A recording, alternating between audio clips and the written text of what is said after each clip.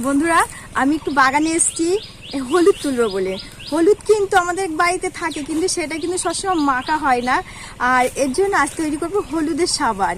তার জন্য একটু বাগানে এসেছি কাঁচা হলুদ তুলতে। তাহলে বন্ধুরা চলো, আমি বাগান থেকে কিভাবে হলুদ তুলি তোমাদের দেখাবো সেটা।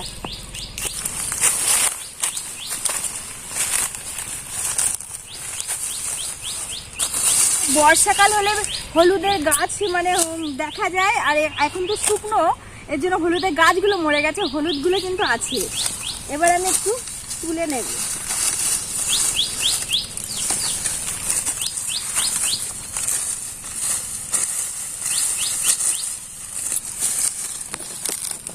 এই দেখো, এই দেখো, এইভাবে করে মানে একটু খুঁজতে হবে, মানে এই যে কেটে কেটে যাচ্ছে।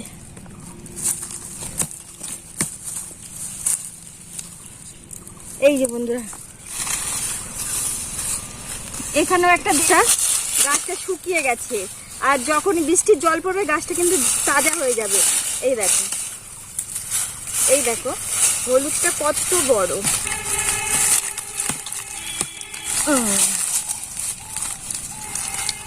এই দেখো বন্ধুরা, এক ছড়া হলুদ, কত সুন্দর। আর এগুলোতেই কিন্তু আমার হয়ে যাবে সাবান তৈরি। এবার আমি এগুলো পরিষ্কার করে তোমাদের সামনে ফিরে আসছি। বন্ধুরা, এই যে হলুদগুলো এবার আমি ছাড়িয়ে পরিষ্কার করে নেব।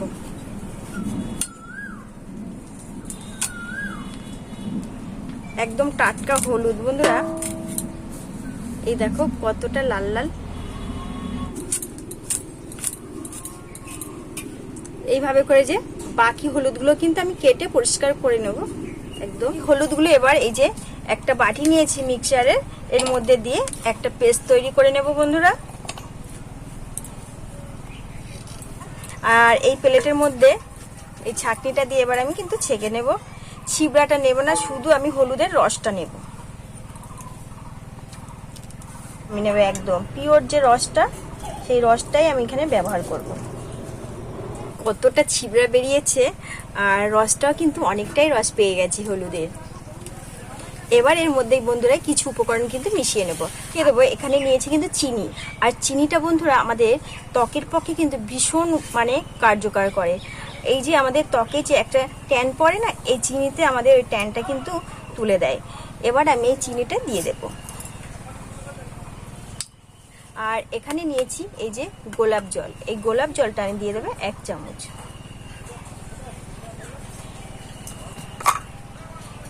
এইটা আমি এবার খুব ভালো করে বন্ধুরা মিশিয়ে নেব। হলুদের রস পেয়ে গেছি, আর এই দিয়ে যদি সাবান তৈরি করে ব্যবহার করা যায় বন্ধুরা, ত্বকটা একদম কাচের মতো ফর্সা হয়ে যাবে, একদম উজ্জ্বল চকচক করবে। আর এখানে আমি সোপ বার নিয়ে নিয়েছি, আর সেটাকে আমি একদম কুচু কুচু করে কেটে নেব, ছোট ছোট করে। এবার আমি বাটির মধ্যে ঢেলে নেব নিয়েছি। আর এই গরম জলে এবার এটাকে ধরবো, তাহলে সোপ বারটা কিন্তু আমার গলতে সুবিধা হবে, আর খুব তাড়াতাড়ি কিন্তু গলে যাবে। দেখো বন্ধুরা, অনেকটাই কিন্তু আমার গলে গেছে, আর একটু একটু আছে। এটা আমি করে নিয়েছিলাম, সেই হলুদের পেস্টটা এবার আমি এর মধ্যে দিয়ে দেব, মিশিয়ে নেব।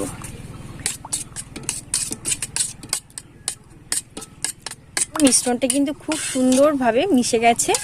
এবার আমি এটাকে নামিয়ে নেব বন্ধুরা। আর দেখো বন্ধুরা, এখানে দেখতে পাচ্ছ আমি সাবান তৈরি করা মোল্ড নিয়ে নিয়েছি। আর তোমাদের কাছে যদি সাবান তৈরি করার মোল্ড না থাকে, তোমরা কিন্তু বাটিতেও, যে কোনো বাটিতেও কিন্তু জমিয়ে নিতে পারো খুব সহজভাবে। এবার আমি এই মোল্ডের মধ্যে কিন্তু বন্ধুরা ঢেলে দেব।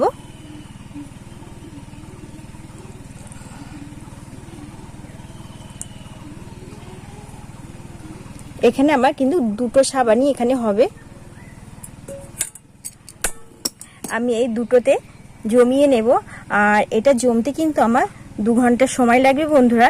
তাহলে 2 ঘন্টা বাদে তোমাদের সাথে আমি দেখা করছি।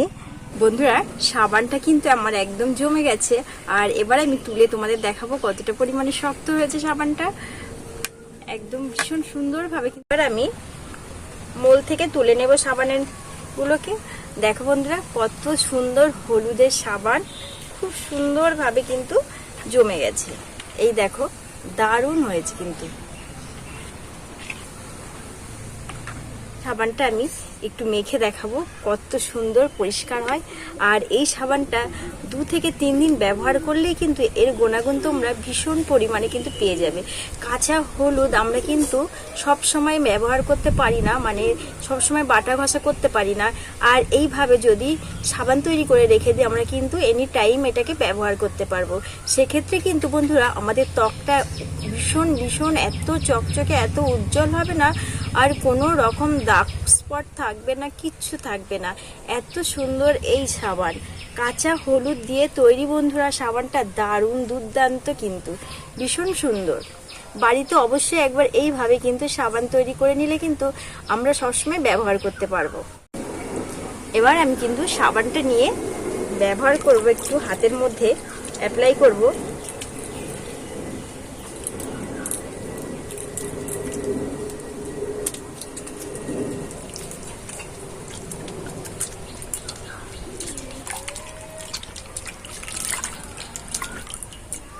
বন্ধুরা একবার কিন্তু ব্যবহার করেছি, তার দেখো কতটা সুন্দর, ত্বকটা চকচক করছে, দেখো দেখেছো একদম কি সুন্দর।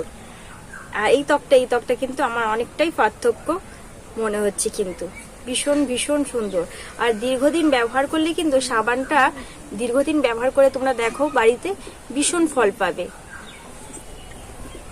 তাহলে বন্ধুরা আমার এই কাঁচা হলুদের সাবানের রেসিপি তোমাদের কেমন লাগলো অবশ্যই জানাবে কমেন্টে করে।